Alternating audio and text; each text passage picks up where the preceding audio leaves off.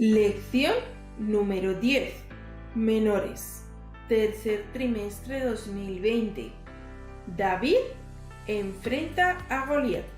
Dios se ofrece Él mismo a través de Jesús, nuestro campeón. Pelea contra nuestro enemigo y gana la batalla de la salvación en nuestro favor.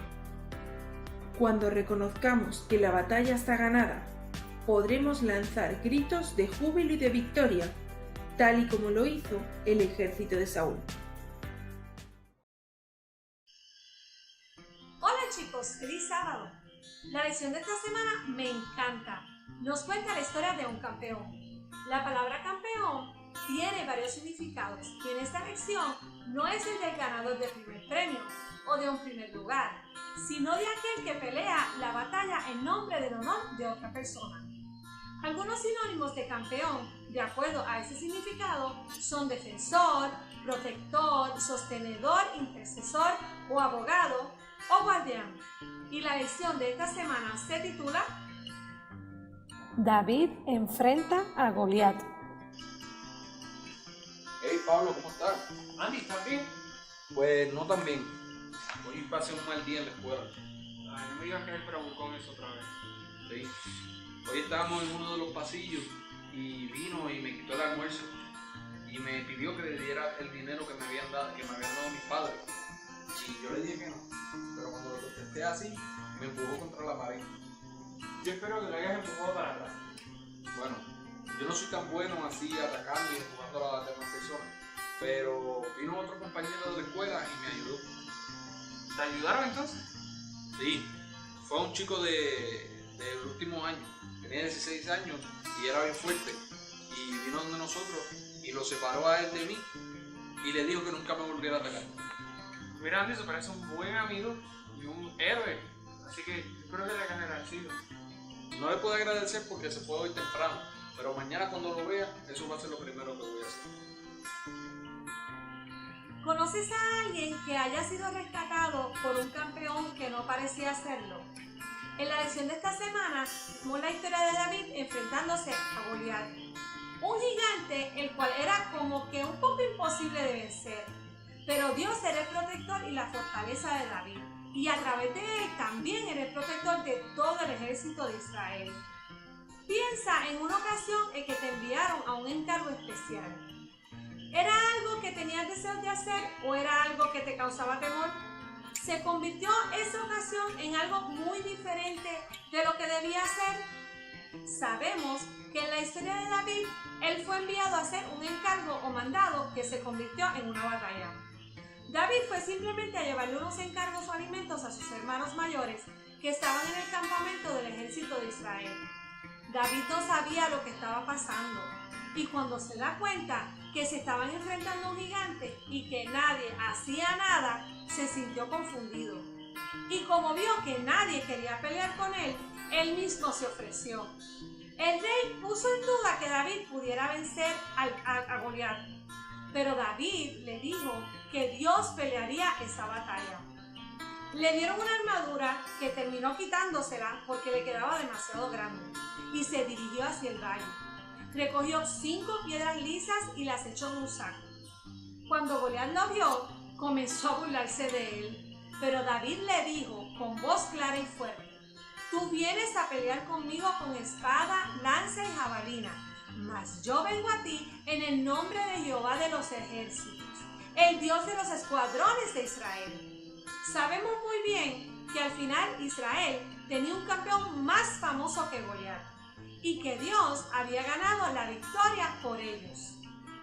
En una historia muy interesante conocemos a un chico llamado José, que ha sido miembro de la escuela sabática toda su vida, pero últimamente está batallando por creer que Dios realmente lo ama. Al principio de este año, la familia de José se mudó a otra ciudad. José había orado pidiendo que no fuera necesario mudarse y estar lejos de sus amigos. Al sentir que Dios no había escuchado sus oraciones, José dejó de orar. José está muy confundido. ¿Cuáles podrían ser los gigantes que José está enfrentando?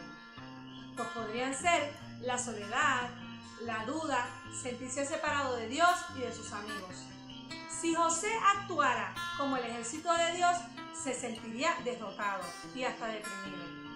Pero si José actuara como David, creería que Dios puede vencer todos los problemas.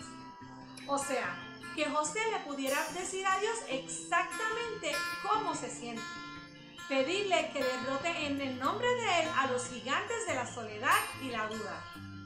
¿Creen que Dios puede lograr la victoria en este caso? Claro que sí, ¿verdad? Nuestro versículo para memorizar, Salmos 18:2 dice: Tú eres mi protector, mi lugar de refugio, mi libertador, mi Dios, la roca que me protege, mi escudo, el poder que me salva, mi más alto escondite. O sea, que nos dice que Dios es nuestra roca y fortaleza. Y eso nos recuerda el mensaje de nuestra lección de hoy, que dice: Dios es nuestro campeón. Él gana la victoria por nosotros. Que Dios te bendiga. El misionero de hoy se titula Arroz para el Dios del río.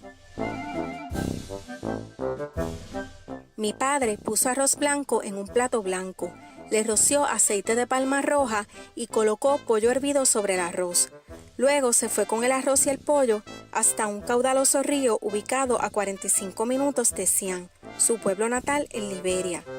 Y no iba solo, lo acompañaban 10 personas de la aldea, cada uno con sus platos de arroz blanco y pollo hervido. Mientras caminaban, cantaban canciones tradicionales.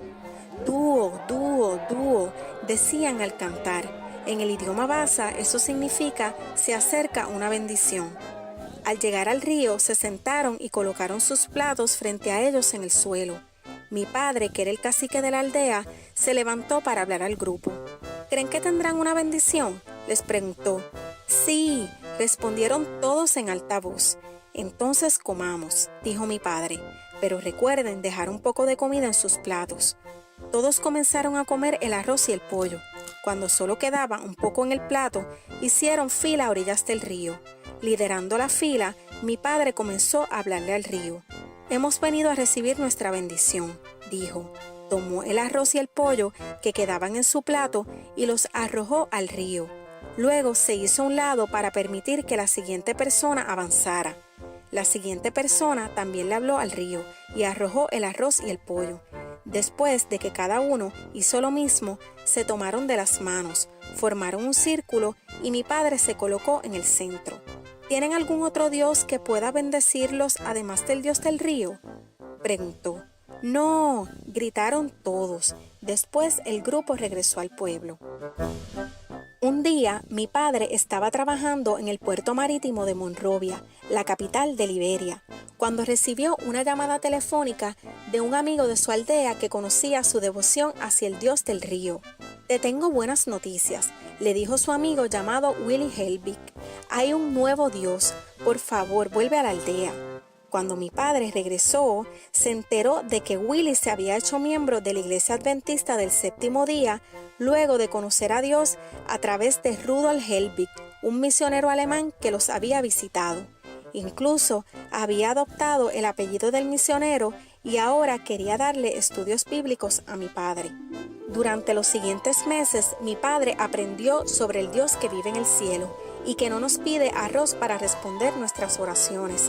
Pocos días después decidió bautizarse. Aquel hombre, cuyo nombre completo es Joe Jacobs, se convirtió en pastor adventista y tuvo 12 hijos. El tercero de sus hijos, Amos Jacobs, también se convirtió en pastor y le encanta contar la historia de cómo su padre conoció al verdadero Dios. Mi padre abandonó al Dios del río para servir al Dios viviente. Nos cuenta Amos, que ahora tiene 49 años. Ese gran cambio transformó nuestras vidas para el bien. Parte de las ofrendas del 13º sábado de este trimestre ayudarán a construir una escuela primaria en Buchanan, Liberia, en el mismo lugar donde había una escuela que fue destruida durante la Guerra Civil de Liberia en 1990. Buchanan está cerca del pueblo del padre de Amos y es el lugar donde comenzó la Iglesia Adventista en Liberia. Allí, el primer misionero adventista, Rudolf Helbig, enviado desde Alemania, plantó la primera iglesia después de su llegada en 1926.